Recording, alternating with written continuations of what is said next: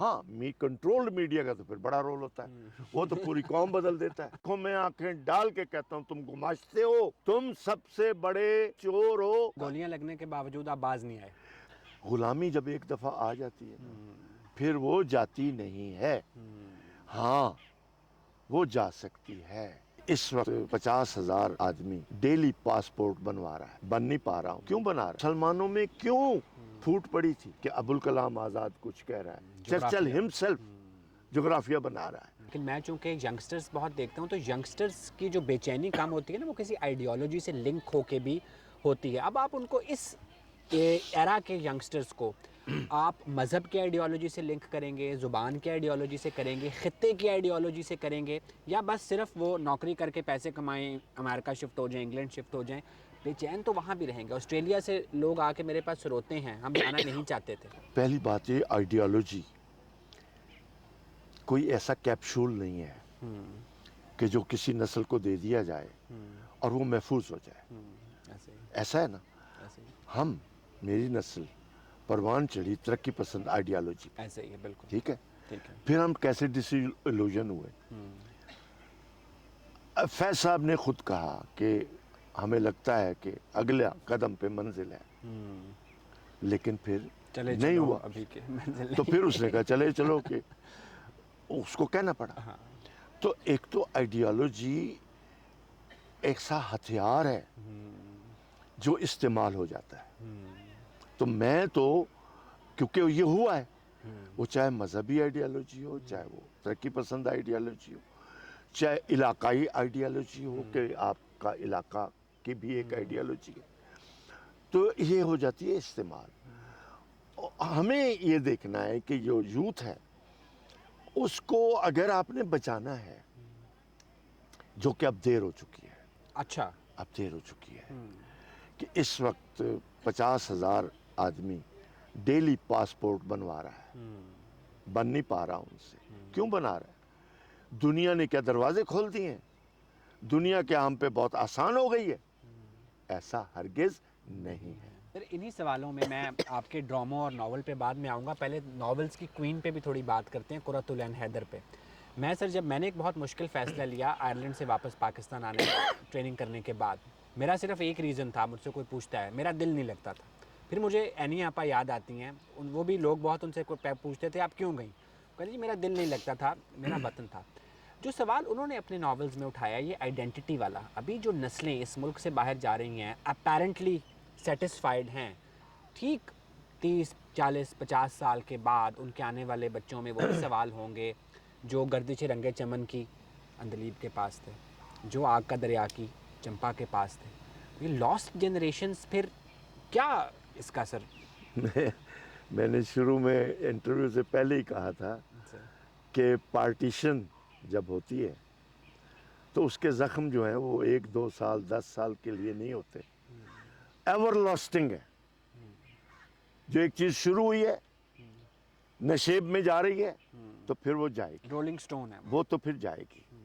یہ تو خیر ایک میں نے روکیں اس کو سر. نہیں، رکنے کی ضرورت نہیں ہے. زمانہ جس چال پہ چل جاتا ہے نا تو وہ پھر رکنے کا اس میں سوال نہیں ہوتا. کیوں کہ آپ تاریخ کا دھارا موڑ نہیں سکتے، پہلا سوال. دوسرا، سمندر کا پانی جو گزر جاتا ہے اس کو واپس اس دھارے میں واپس لا نہیں سکتے. Time is just like a water flowing. So یہ تو نہیں ہوگا. ہوتا کیا ہے کہ قومیں اس میں سنبھلتی ہیں، یا قومیں بنتی ہیں، یا وہ اپنا راستہ منتخب کرتے. تو اب جو سوالات قرۃ العین حیدر نے اٹھائے وہ اور سوالوں کو پیدا کر رہے ہیں. ہر ناول آدھی صدی کے بعد یا ڈیکڈز کے بعد متن میں معنی بدل لیتا ہے، ایسے ہی متن وہی رہتا ہے، وہ کنیکٹ کر جاتا ہے آنے والے زمانوں کے اگر وہ بڑا ناول ہے، اگر وہ لٹریچر ہے. لٹریچر ٹھیک ہے، سمجھ اب بڑے چھوٹے کو بھی ایک طرف ٹھیک ہے، اگر وہ لٹریچر کا پارٹ ہے. if it is a literature it has to be connected in the future in different forms.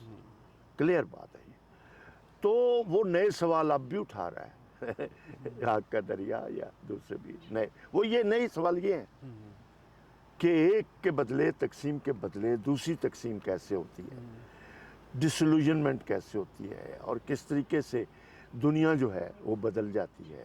سر ہم سیکیورٹی اسٹیٹ کے انسیکیور لوگ ہیں. پہلا سوال سیکیورٹی اسٹیٹ یہ ہے, یہ ایک بڑا اہم سوال ہے. تو پہلے تو اسی کو آپ دیکھ لیں کہ میرا منہ نہ کھلوا لیں کہ 47 ہوتا ہے جب تو کتنے لاکھوں کا خون بہا, ایسے ہی ٹھیک ہوگا. ہماری تاریخ کیا لکھتی ہے, غور سے سنو, کہ ہم نے لاکھوں جانوں کی قربانی دے کر ملک حاصل کیا. یہ جملہ غلط ہے. قربانی کا کانسیپٹ یہ ہے کہ ایک جو بندہ قربانی پیش کر رہا ہے والنٹیرلی پیش کرے, اسے پتا ہو میں یہ قربانی دینے جا رہا ہوں. اور وہ تو نہتے رات کے وقت نکلے تھے سرحد پار کرنے اور قتل کر دیے گئے. وہ مقتول ہیں. It was imposed on them. Imposed on them. They were not aware what is going to happen next door. وہی بات جو میں نے کہی کہ ایک ہجرت کئی ہجرتوں کو جنم دیتی اور ہے, بڑا تکلیف دہ عمل ہے. عمل ہے. تو جنہوں نے یہ سوچا, مسلمانوں کے لیے سوچا, میں مان لیتا ہوں, میں خود مسلمان ہوں, اللہ کا فضل ہے. تو پھر جو رہ گئے میرے بزرگ, میرے خاندان ادھر, پھر ان کا کیا قصور تھا, کن کے حوالے کر کے آئے ان کو. آج میں بمبے جاتا ہوں تو مجھ سے وہ نفرت کرتے ہیں. آج میں جب مراکز میں جاتا ہوں, مسلم مراکز میں, تو وہ مجھے کوئی پیار سے نہیں دیکھتے. انڈین مسلمان یہاں کے مسلمانوں کو پیار سے اس لیے نہیں دیکھتے کہ وہ ہمیں تانا دیتے ہیں کہ ہمیں چھوڑ کے کیوں گئے تھے, ہمیں اکیلا چھوڑ کے کیوں گئے تھے. جب ایک گھر کے 4 افراد روٹ کے چلے جاتے ہیں تو جب وہ ملتے ہیں تو تانا نہیں دیتے کہ یار تم کیوں روٹ کے چلے گئے تھے, ہم برے تھے. سر اس پرسپیکٹیو کو اگر ہم تھوڑا براڈ کریں کہ آپ نے کہا جی بزرگ چھوڑ آئے تھے, خاندان کے لوگ چھوڑ آئے تھے, سر ایک بہت بڑا اجتماعی ورثہ وہاں پہ ہے. ہماری زبان غالب کے بغیر مکمل نہیں ہے, ہماری زبان لتا منگیشکر کے بغیر مکمل نہیں ہے. لیکن پھر بھی چلے میں اس کو بھی ابھی ملتوی کرتا ہوں کہ چلے زبانیں ہماری اپنی بھی تھیں, پنجابی, ہماری سندھی, ہماری بلوچی, وہ ہمارے ساتھ تھیں, یا اردو جو ہم ساتھ لے کے آئے, وہ ہمارا ورثہ بھی ہم ساتھ لے کے آئے, چھوڑ کے تو نہیں آئے. تو وہ ایک الگ سوال ہے. پھر انگریز نے ہماری زبانوں کے ساتھ کیا کیا کہ اردو کی کو استعمال کیا ان زبانوں کو کاٹنے کے لیے. یہ تو کوئی اچھا عمل نہیں ہوتا. اردو بیوٹیفل, اردو میری جان ہے, میں ماننے کو تیار ہوں. میری آئیڈینٹی ہو گئی, یہاں بیٹھے اس لیے ہیں کہ آپ اردو کے, لیکن اس لیے نہیں ہے کہ آپ میری اس زبان سے جو میٹھی زبان ہے دوسری زبانوں کا قتل کریں. یہ کہاں لکھا ہوا ہے کہ آپ بنگالی زبان کا قتل کریں, آپ پنجابی کا قتل کریں, آپ سندھی کا قتل کریں. اس کو سامنے رکھ کر یہ اپنی جگہ پر بسم اللہ. لیکن جو باقی زبانیں ہندوستان کی تھیں ان کا کیا قصور تھا, راجستھانی زبانیں جو تھیں ان کا کیا قصور تھا, یا کوئی. تو گورے نے اپنے مقاصد کے لیے پھر جو اس سے بن پڑا اس نے وہ کیا, چاہے اس میں ہماری زبانیں قتل ہو جائیں, اس کو اس سے کیا. اس کو تو حکومت کا اپنا ایک نظام بنانا تھا, وہ بنا کے. ان قوموں نے ہمارا پھر فائدہ اٹھایا, ہمیں دوبارہ غلام بنایا. اس وقت جو پاکستانی کمیونٹی امریکہ میں ہے, یورپ میں ہے, آپ کا کیا خیال ہے کہ وہ آزاد ہے؟ وہ ایک اور طرح کی غلامی میں جا چکی ہے. ایسے ہی ہے سر. وہ ایک ایسی معاشی غلامی میں جا چکی ہے جس کو میں گھنٹوں میں ڈیفائن بھی کر سکتا ہوں. سویٹ پریزن ہے. میں آپ کو بتا سکتا ہوں کہ اس کو کس چین میں رکھا گیا ہے, اور چین سے باہر آپ نکلنے کی کوشش کر کے دکھائیں. دی ڈاکٹرز آف امریکہ, کیا وہ چین سے نکل کے سروائیو کر سکتے ہیں؟ نہیں. It is a chain. You have to work, you have to work 10 days, 10 hours, you have to work this, you have to work, you can buy. وہ آپ کو بائر بنائیں گے, بہت بڑا بائر. آپ کہیں گے جی میری 18 ایکڑ میں لندن میں کوٹھی ہے میرے دوست کی, بدین کا ڈاکٹر ہے, but he is not happy. Sir Shah ji کیا ہے یہ کلونیل, ایک اور کلونیل سسٹم ہے جس میں میں پھر آ گیا ہوں. اب اس کی تو اگر آپ بنائیں گے جیتے تو وہ تو پھر اتنی زیادہ ہے. سو غلامی جب ایک دفعہ آ جاتی ہے نا پھر وہ جاتی نہیں ہے. ہاں وہ جا سکتی ہے اگر آپ میں غلامی سے لڑنے کی ہمت ہو، جیسے بعض افریقی قوموں کو ہوئی، بعض لیٹن امریکن قوموں کو ہوئی، ایسے ہی ہے. تو وہ لڑے. ہم تو نہیں لڑے، ہم نے تو غلامی کے خلاف کچھ نہیں کیا، کیونکہ یہاں راجواڑے تھے تو راجوں نے ہاتھ باندھ کے انگریز سے کہا ہمیں لے لو، رعایا بھی ہماری لے لو. انگریز نے کہا بسم اللہ، یہ تو پلیٹ میں مل رہی ہے کلونیلزم، اس نے لے لیا. اور راجہ جو ہے سائڈ پہ بیٹھ کے وظیفہ کھانے لگا. اس کی اولاد اس وقت شیف بنی ہوئی ہے ایسے ہی ہے. راجستھان کے ان محلات میں. انہوں نے اپنے ہوٹل کھول لیے ہیں. ان کو دیکھو وہ اپنی ریسیپیز جو خاندانی تھی نا، they are selling. What is دس؟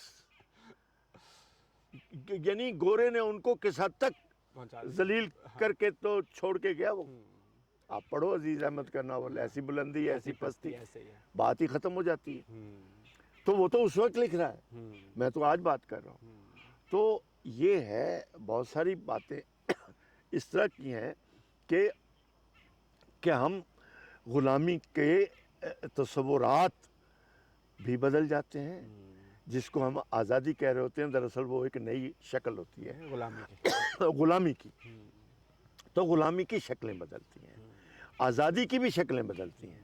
وہ ہم خواب دیکھ رہے ہوتے ہیں کہ جی ہم تو آزاد ہو گئے. میں چونکہ اپنے آپ کو نا نئی نسل کا ایڈوکیٹ کہتا ہوں. میں میرے کلینک میں بہت سارے ینگسٹر بچے بچیاں آتے ہیں جن کو پیرنٹس کبھی ریلیجن سے کنٹرول کرنے کی کوشش کر رہے ہوتے ہیں، کبھی اپنی پرانی اقدار سے کنٹرول کرنے کی کوشش کر رہے ہوتے ہیں. لیکن بہت سارے بچے ہیں جو کتاب بھی پڑھتے ہیں. اس فیسٹیول میں آپ نے دیکھا اسلام آباد جیسے پھیکے شہر میں میری اپنی 4000 کتابوں کی لائبریری ہے. بینگ اے سائنسدان، بینگ اے سائکائٹرسٹ، آپ جو بیکن ہاؤس نیشنل یونیورسٹی میں ایک بہت اہم پوسٹ پہ تھے، تھوڑا سا کمپیریزن بتائیں نئی نسل کا اور اسلام آباد اور لاہور کے یوتھ کا بھی. دیکھیں، یوتھ کم و بیش ہر جگہ کی ایک ہی سینسیبلٹی کے ساتھ گروم ہوئی ہے. وہ کیسے کہ جو نظام تعلیم ہے یا جو ہمارا ویلیو سسٹم ہے سوسائٹی کا، اسی کے اندر، چاہے وہ شہر اسلام آباد ہو، چاہے وہ لاہور ہو، چاہے کراچی ہو، مور اور لیس ایک جیسی سینسیبلٹی میں یہ آب و ہوا یا فضا میں یہ پودے لگے ہیں. اب ٹائم ٹو ٹائم ان میں تبدیلی آئی ہے. اب اس وقت آرٹیفیشل انٹیلیجنس کا دور ہے. اس وقت تعلیم وہ نہیں ہے جو ہم نے پڑھی ہے. ہم نے ایکڈیمکلی اپنے آپ کو اچھے ٹیچرز کے ساتھ گروم کیا ہے. اب ٹیچر کا کانسیپٹ ہی بدل رہا ہے. اب ٹیچر ایک گائیڈ کے طور پر ہے، جو وہ ان ٹولز کو آپریٹ کرنا سکھا رہا ہے. تو وہ جو ایجوکیشن تھی جس میں ویلیوز، جس میں ایک بنیادی حوالے تھے تاریخ کے، فلسفے کے، نفسیات کے، جغرافیے کے، وہ سب کے سب نکل گئے. اب میں یہ دیکھتا ہوں کہ ایک انسان کی جو گرومنگ ہے اس میں پہلی چیز فطرت کا حوالہ ہے. فطرت میں کیا آتا ہے؟ ایکو سسٹم آتا ہے. فطرت میں آپ کا لینڈسکیپ آتا ہے، آپ کی اوشنالوجی آتی ہے، آپ کی ماؤنٹینئرنگ آتی ہے. آپ کا جغرافیہ از جسٹ ناٹ رقبہ. جغرافیائی شعور جو ہے وہ بیسیکلی ہزاروں سال کے تمدنی شعور ہے، اور آپ کی جینیٹک وزڈم جغرافی کے ساتھ ہے. کیونکہ جغرافیہ ڈزنٹ مین آب و ہوا. جغرافیہ انسان کی ہیریٹیج ہے. ٹھیک ہے، ہم نے اس کو لفٹ ہی نہیں جب کرا. تاریخ کو اہمیت دیتے ہیں تو تاریخ اسی جغرافیے میں ہی وقوع پذیر ہو رہی ہوتی ہے. اور ہم نے تو جغرافی کی طرف توجہ ہی نہیں دی کہ یہ بھی کوئی چیز ہوتا ہے. ہسٹری کو تو چھوڑ دیں. اور ہسٹری بھی کون سی ہسٹری، یہ بھی ایک اہم سوال ہے کہ کون سی ہسٹری پڑھنی ہے، کس کو ماننا ہے، کس کو نہیں ماننا. اب ایک فلم بنی، بی بی سی نے بنائی پاکستان کے اوپر، یعنی پارٹیشن کے اوپر. اس کا نام رکھا اس نے وائس رائز ہاؤس. ٹھیک ہے، لارڈ ماؤنٹ بیٹن کے آخری دن. اس میں واضح طور پر ہے کہ فیصلہ انگریز کر رہا تھا، چرچل کر رہا تھا، اور وہ احکامات آ رہے تھے. یہاں تک کہ جو تقسیم کی لائن ہے یہ تک سرخ پین میں انہوں نے سکرین پہ ڈرا کر کے دکھائی کہ یہ کس نے ڈرا کی ہے. چرچل ہمسیلف جغرافیہ بنا رہا ہے, نیا جغرافیہ بنا رہا ہے. تو وہ جو نیا جغرافیہ ہے کیا وہ پرانے سے مختلف ہوگا؟ او بھائی, زمین کے اوپر لکیر تو آپ بنا سکتے ہیں, کاٹ تو نہیں سکتے آپ. تمدن کو تو نہیں کاٹ سکتے آپ, زبانوں کو نہیں کاٹ سکتے آپ. تو اس طرح کی جو بہت سارے سوالات تھے وہ اب بھی موجود ہیں. تو ان معاملات کو اگر آپ دیکھیں تو چاہے لاہور کا طالب علم ہو چاہے کہیں کا بھی ہو, وہ بے سمت ہے. اس کو صرف اور صرف ماں باپ فیس دے کے جو بھیج رہی ہے اس کے پیچھے ایک مقصد ہے کہ یہ بچہ نمبر 1 ہمیں تنگ نہ کرے گھر والوں کو, ایسے ہی نمبر 2 وہ کوئی ایسی ڈگری پکڑ لائے کہ روزگار اس کا, فیوچر اس کا سیکیور ہو جائے. اس کے علاوہ میں بھی ایز اے فادر شاید میرا بھی کوئی کنسرن نہ ہو. میں ایک مینٹل ہیلتھ پروفیشنل ہوں اور میں بہت زیادہ ان چیزوں کو دیکھتا ہوں. یہ جو ہماری سوسائٹی میں ایک انریسٹ ہے, تو عموماً حملے تو ہوتے ہیں سیاست دانوں پہ, بیوروکریٹس پہ, ایک شاعر پہ, ایک ڈرامہ نگار پہ قاتلانہ حملہ. آپ کی پوری ہسٹری ہے اس ملک میں سیکٹیرین وائلنس کی, اور میں تو نہیں بچا, مجھے تو اللہ نے بچایا. تو اصل میں جس طریقے سے حکومتیں بدلیں اور جن مافیاز کو, جتھوں کو, گروپس کو بنایا گیا اپنے مقاصد کے لیے اور پھر استعمال کیا گیا, تو اس کی ایک تاریخ ہے.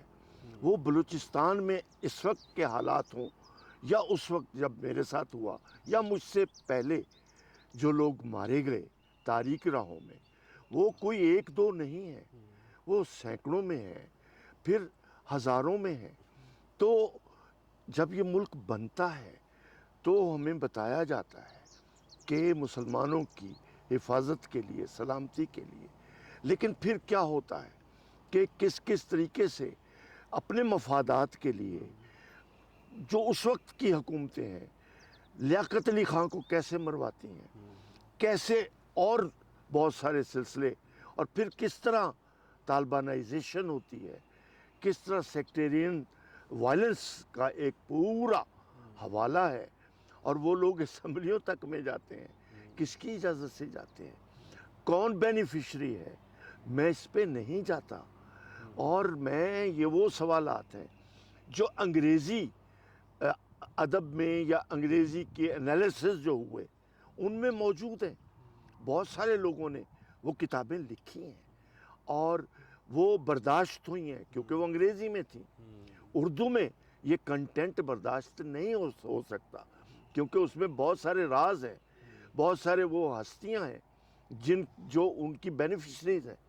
سو میں اس چیپٹر کو نہیں چھیڑتا, لیکن میرے ملک کے ساتھ جو کچھ اور طریقے سے ہوا پشاور میں, اب بلوچستان میں, تو ایک حساس شخص کے طور پر, ایک رائٹر کے طور پر میرا ایک فرض بنتا ہے کہ میں اس پہ ناول بھی لکھوں. میں نے لکھا بھی, میں اور بھی لکھ رہا ہوں. جو جس حد تک ایک ادیب کو جو دکھائی دیتا ہے اور جو اس کا بنتا ہے پرسپیکٹیو, لینڈسکیپ, اس کو وہ نہیں چھوڑ سکتا. مطلب گولیاں لگنے کے باوجود آپ باز نہیں آئے؟ دیکھیے, میں نے پہلے گزارش کی کہ گولی کوئی چیز نہیں ہے. میں اس وقت ہوں, اگلے لمحے نہیں ہوں, تو یہ کوئی اتنی بڑی بات شاید نہ ہو ایک انڈیویجول کے لیے, لیکن میں بات کر رہا ہوں ایک قوم کے پرسپیکٹ. آپ ہی کی ایک نظم ہے مسافر 60 برسوں کے سے ابھی تک گھر نہیں, اب تو خیر 76 برس ہو گئے. جی. سو ہم نے ایک گھر کا ہمیں خواب دکھایا گیا تھا ہمارے سے پہلی نسل کو, آپ کی پیدائش بھی 47 کے بعد کی ہے, کہ یہ سارا ایک کراؤڈ ہے, اس کے لیے ایک گھر بن رہا ہے, وہ وہاں پہ سیکیور ہوگا. لیکن 76 سال گزرنے کے بعد بھی یہ ہمارا گھر نہیں بن پایا یا ہم سے گھر سنبھل نہیں پایا. یہ کیا سٹوری ہے؟ دیکھیے, جو تاریخ ہمیں پڑھائی گئی ہے وہ نہیں ہے. تاریخ وہ ہوتی ہے جو پیرلل ہسٹری جو ہے, وہ ایک تو لوگ دانش میں ریکارڈ ہوتی ہے, دوسرا لٹریچر میں ریکارڈ ہوتی ہے, شاعری میں ریکارڈ ہوتی ہے, افسانے میں ریکارڈ قرۃ العین ہوتی ہے, حیدر کے ناولوں میں ریکارڈ, سب جتنے بھی رائٹر, ہسٹری وہاں ریکارڈ ہوتی ہے جو لکھی جا رہی ہے. اس کو تو اپنی تصدیق کے لیے لٹریچر ہی کا رخ کرنا پڑتا ہے. سر ہوائیں نجات، ہم بڑے ہو رہے تھے جب بچے تھے اور ہم بڑے ہو رہے تھے تو ہم نے آپ کے یہ ڈراماز دیکھے جو بڑے سوشل ایشوز کو ٹچ کرتے تھے. تو ایک بڑا گھسا پٹا جملہ ہے کہ ادیب معاشرے کا عکاس اور نباز ہوتا ہے. تو مجھے یہ بتائیں آپ کے جو یہ ڈرامے تھے انہوں نے صرف سوسائٹی کی اس وقت عکاسی کی یا کوئی نئی ڈائریکشن بھی آپ ہمیں دکھانا چاہتے تھے؟ میں آپ کو بالکل سچ کہہ رہا ہوں، تبدیلی آئی، لیکن وہی بات ہے کہ میں تبدیلی کا ایجنٹ تو ہوں، لیکن آئی ایم ناٹ کہ تبدیلی کا لیڈر نہیں ہوں. میں am just a tool, just an agent. تو نجات نے سندھ میں یا سرائکی بیلٹ میں بہت اچھے رول پلے کیے. جو ایشوز تھے پہلی بار آئیڈینٹیفائی ہو کے سامنے آئے، میگنیفائی ہو کے سامنے آئے. اور اس سے اب آپ دیکھیں، میں یہ نہیں کہتا اکیلا میں ہوں، اور بھی رائٹرز تھے اور انہوں نے بھی کام کیا. تو آپ دیکھیں کہ ایجوکیشن ان علاقوں میں، فیملی پلاننگ ان علاقوں میں کتنی مؤثر طریقے سے ہوئی، اور تعلیم کا رجحان ہوا کہ تعلیم ضروری ہے، اور یا علاج معالجہ ضروری ہے، ڈاکٹر کے پاس جانا ضروری ہے. عورت کے اپنے انڈیجنس اس کے مسائل ہیں، ان میں کیسے ریلیٹ کرنا ہے ڈاکٹر سے. تو یہ چیزیں ہوئیں، اور انلائٹنمنٹ ایک جس کو ہم کہہ سکتے ہیں تھوڑی بہت وہ، اور اتنا ہی رول ہوتا ہے ایک میڈیا کا، ایک اس کا.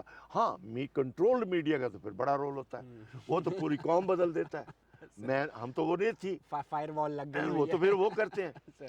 ہم تو وہ نہیں تھے، ہم تو صرف لوکل کنڈیشنز میں تبدیلی لانے کے لیے ایک لوگوں کو ایک تھوڑا سا راستہ دے رہے تھے کہ بھئی یہ دیکھ لو، تمہارے گھر میں بھی یہی مسئلہ ہے تو شاید تم حل کر لو. بھئی اتنی سی سر 1989 میں پیاس سے لے کر 2018 میں ایک بوند زندگی، پرائیویٹ چینلز کی یرغار، ساس بہو ڈرامے، اور ایک نیا کلچر بھی فروغ پا گیا. اس میں کیا 89 سے 2018 تک آپ یہ جو ڈرامہ کلچر اور پرائیویٹ چینلز کا کلچر ہے اس کو کیسے دیکھتے ہیں بطور عکاس اور نباز؟ دیکھیں، جب یہ چینج آ رہا ہے 2000 کے بعد، آپ کو پتہ ہے 9/11 بالکل کا مشرف صاحب ایک تاریخی رول ہے اس کا. مشرف صاحب ایجنٹ تھے اس سارے نیریٹو کے، سر ٹول تھے ٹول تھے، اور ان کو لانا تھا اور وہ آ گئے کیونکہ ادھر گلوبلائزیشن کا پورا کانسیپٹ آ رہا تھا اور وہ آ گیا. گلوبلائزیشن کیا ہے؟ گلوبلائزیشن یہ ہے کہ آپ لوگوں کو لالچ میں مبتلا کرو، چیزیں آگے رکھو تاکہ وہ بائی کریں. بائی جوں کرتے جائیں گے غلام ہوتے جائیں گے، سہولتوں کے غلام، فلانی چیز کے غلام آپ ہوتے جائیں گے. آپ کی ریزسٹنس ختم ہوتی جائے گی. پھر آپ کیا ہوگا؟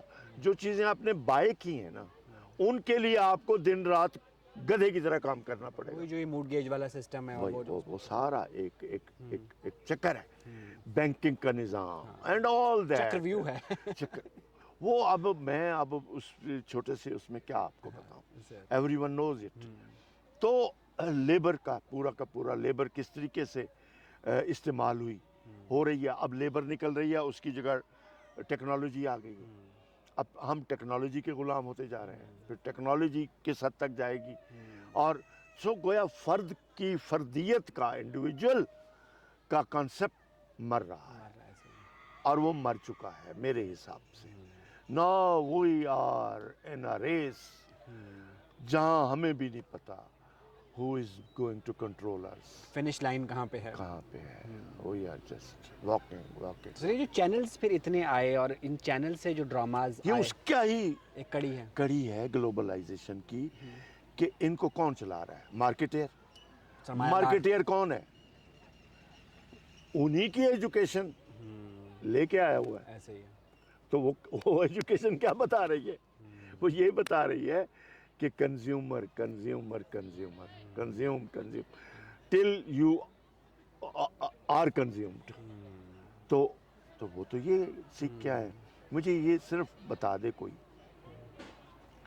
کہ بڑا لائر جو باہر سے پڑھ کے آیا ہے، بڑا چارٹرڈ اکاؤنٹنٹ جو باہر سے فائنانس کا علم لے کے آیا، میرے لیے لے کے آیا ہے؟ آپ کی جسٹس کے لیے آیا ہے؟ بتاؤ. نہیں سر، وہ تو پھر اس نے جو پیسہ خرچ کیا ہے اپنے پہ ایسے ہی ہے، وہ اس کو ڈبل کرنے آیا ہے. ایسے ہی ہے. تو اس کو ڈبل کون کرے گا؟ بڑے وکیل کو. وہ کرمنل جو بڑا کرمنل ہے. اس کو افورڈ وہی کر سکتا ہے. میں بڑے وکیل کی آنکھوں میں آنکھیں ڈال کے کہتا ہوں تم گماشتے ہو، تم سب سے بڑے چور ہو. قانون تم نے چرایا ہے، جسٹس تم نے چرائی ہے، کیونکہ تم غریب کے لیے یہ علم نہیں لے کے آئے. تم امیر کو بچانے کے لیے یہ علم لے کے آئے ہو. کوئی مجھے جھٹلا دے میں بیٹھا ہوں یہاں. دوسرا، چارٹرڈ اکاؤنٹنٹ جو فائنانس کا علم لے کے آیا ہے، وہ انہی چوروں کو کالے دھن کو وائٹ کرنے کے لیے آیا ہے. صحیح ہے. اس نے یہ علم انہی سے لیا ہے جو یہ چاہتے ہیں کہ یہ چھوٹے ملک لوٹے جائیں. کیوں؟ کہ اس سے ان کے بینک بھریں گے. تو وہ تو ان کو پڑھا کے بھیج رہے ہیں، جاؤ ان کو سارے طریقے بتاؤ جاؤ کہ کیسے ادھر. ہاں. یہ طریقے لے جاؤ، اپنے ملک کی دولت لا کے پھر یہیں تم بھی آؤ، گھر یہاں لو. یہ کیا ہے؟ کوئی جھٹلا دے مجھے. یہ جتنے بڑے چیمپئن بنے پھرتے ہیں، فائنینسرز، فائنینس کے چیمپئنز اور لائرز جو بڑے چیمپئن ہیں، آئیں میرے سامنے بیٹھے پھر. یہی جسٹس کے چور ہیں، یہی خزانوں کے چور ہیں.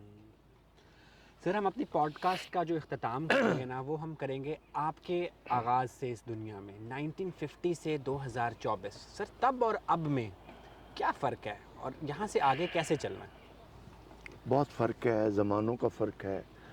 اور آگے تو مجھے نہیں پتا، میں تو اس نسل میں ہوں جس کو آگے چلے جانا ہے. تو میری تو جو دوسری نسل ہے، میرے بچے ہیں، ان کا فیوچر تو مجھے عجیب ہی لگ رہا ہے. کیونکہ وہ کہاں رہیں گے؟ رہنے کو تو ان کے پاس سب کچھ ہے، لیکن کیا وہ مطمئن رہیں گے؟ پھر ان کی جو اولادیں آ رہی ہیں وہ انہی گوروں کے ساتھ پڑھ رہی ہیں اور انہی یونیورسٹیوں میں پڑھیں گی، انہی کے پاسپورٹ پہ رہیں گی. تو وہاں پر میں نے ایک افسانہ لکھا 2050 میں انگلینڈ کیا ہوگا، کہ انگلینڈ میں چھوٹا ہندوستان آباد ہو چکا ہوگا، ہو چکا ہے. ایسے ہی ہے سر. اور وہ ہندوستان پھر اپنا الیکشن کرا رہا ہوگا، ایسے ہی ہے. کیونکہ گورا تو بچے پیدا نہیں کر رہا. ہاں، تو معدوم ہو جائیں وہ گے، تو ایکسٹنکٹ ہو جائیں گے. ایکسٹنٹ ہو جائیں گے. وہ تو ابھی بھی ہو گئے ہیں، وہ لندن کے بڑے شہروں سے نکل گئے ہیں. سر میں تو کہتا ہوں کہ دیسیوں کو ایک ریٹائرڈ جرنیل ہائر کر کے یو کے میں کو کر دینا چاہیے، جتنی ان کی تعداد ہو گئی ہوئی ہے. تو اب تو یہ تو بہت سارے اور سچ ہے. تو اس لیے میں اپنے وقت کو اچھا اس لیے ہر کوئی سمجھتا ہے کہ اسٹیٹ اتنی کرپٹ نہیں ہوئی تھی. میں بالکل صحیح کہہ رہا ہوں. میں آج 2024 میں یہ اعلان کر رہا ہوں کہ میری پوری ایجوکیشن پہ جو خرچہ ہوا تھا میرے گھر کا، کپڑوں کو چھوڑ کے، روٹی کو چھوڑ کے، وہ ٹوٹل 14,000 سے اوپر نہیں تھا. کیوں؟ سکول مفت سرکار کا، کالج میں 10 روپے فیس تھی، سکول میں 5 روپے فیس تھی، ٹوٹل 12 روپے ماہانہ کے حساب سے میں ایمرسن کالج ملتان میں پڑھا ہوں. پھر میں نے پی ایچ ڈی کی ہے. تو جو میں نے خرچہ گنا ہے اس سے زیادہ نہیں بنتا. آج یہ ایک دن بچے کی سکول کی فیس ہے 14,000. تو کیا فرق دیکھ لیا نا آپ نے. تو ہم وہاں سے پڑھے، اسٹیٹ کے فرائض تھے، اسٹیٹ کچھ فرض نبھاتا تھا. اور وہ آہستہ آہستہ پھر ہم نے وہ اسٹیٹ چرا لی نا غریب کے لیے، کہ یہ غریب کے لیے کیوں ہے. ہم وہ لے گئے، ہم نے پرائیویٹائز کیا اور مہنگے سکول کھولے اور مہنگی ساری چیزیں کر. تو یہ فرق ہے، اور تو کوئی فرق نہیں. سر لاسٹ میں میری فیوریٹ نظم اگر سنا دیں. مجھے یاد یاد نہیں نہیں. رہتی. چلے، thank you so much. Thank you جی. تھینک یو سر، آپ کا بہت ٹائم لیا ہم نے سر.